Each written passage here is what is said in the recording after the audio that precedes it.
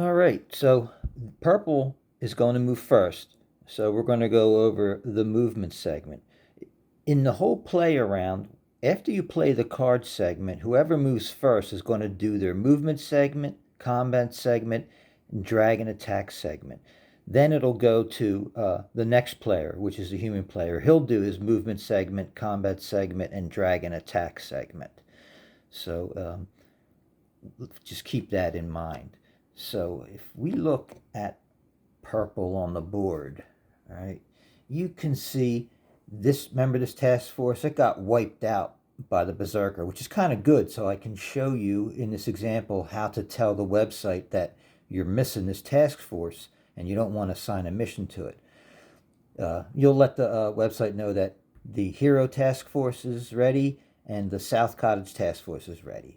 So we're going to switch over to the tablet because for sure I want to do a screen capture on this so you can clearly see what check boxes you got to check and uncheck and what buttons you have to hit.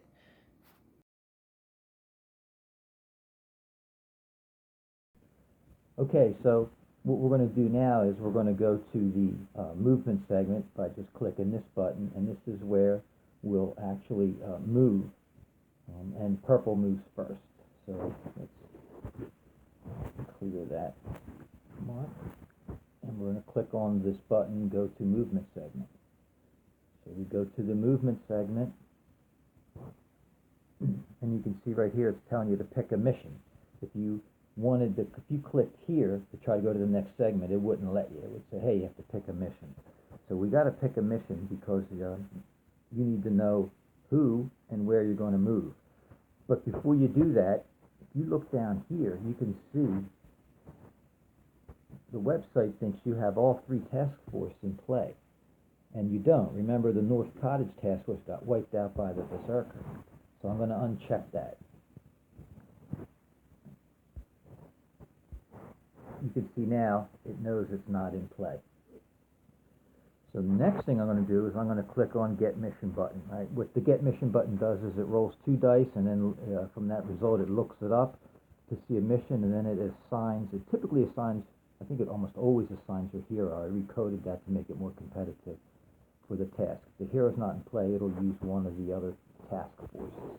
So we're going to click the Get Mission button, and it's going to display a mission. So it rolled an 8. Okay.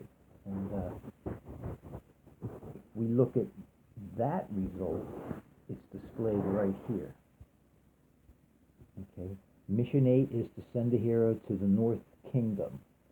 So the North Kingdom is currently controlled by the neutral yellow forces. So since it's a kingdom, he's going to try to take over the village and the castle. So he'll go for the village first, then the castle. If he already owned the village, then he would go towards the castle. If another AI opponent, which isn't possible in this skill level 1, but if it was, I would not go for the village. I would just place the marker in the castle.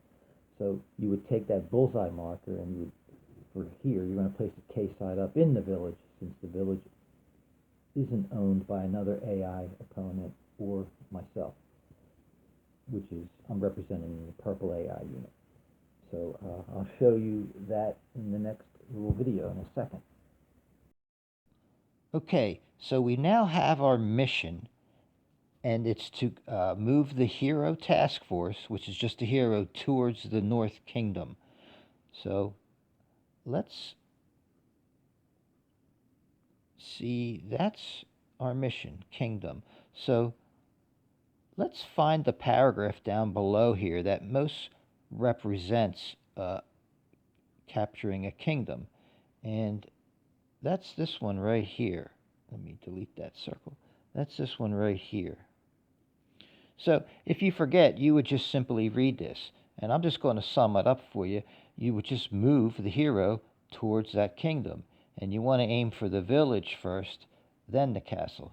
If you already own the village, then just go for the castle. If another AI unit owns the village, you would pass that up and kind of go for the castle instead. I left that up to you.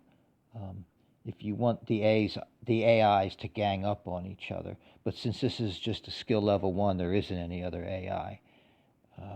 Also, you can see on this show example, if I click on that blue show example link, you get an example. So you could read that also. Another thing I want to go over is before I go over to the put the camera on the board and move the hero towards the kingdom, I'm going to purposely move him and then pretend I have extra movement points left over so I can show you the whole AI rogue mechanism. That's these 2 paragraphs right here. Rogue. So the first upper circle shows you when to spawn a rogue, and the second one, the circle below it, shows you what to do with the rogue. A rogue is simply this. It's just a single AI unit, typically a knight, that you use when you have leftover movement points. So you kind of don't want to waste them. You want to maximize the, your energies or your resources at whatever's out there, and mostly those will be focused on the human player. So let's go over to the board and show you that part. We were getting ready to move the purple. Purple has a hero task force, right? So we put the ATF marker on the hero, and his mission was to attack the Kingdom of the North. So I'm going to put it K side up, not S side. S side is sometimes he gets a mission to just attack a single structure. So K, and I'm going to put it in the village.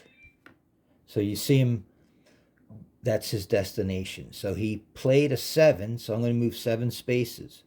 1, 2, 3, 4, 5, 6, 7.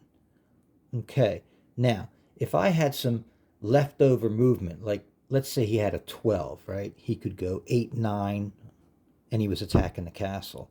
He would have 3 leftover movement points. At that point, you should spawn a rogue. But I'm not going to do that this turn. I think I said I was in the last video, but I'm going to play 2 rounds here. And when he moves over to the capture the village, he'll have some leftover movements, and I'll spawn a rogue for you.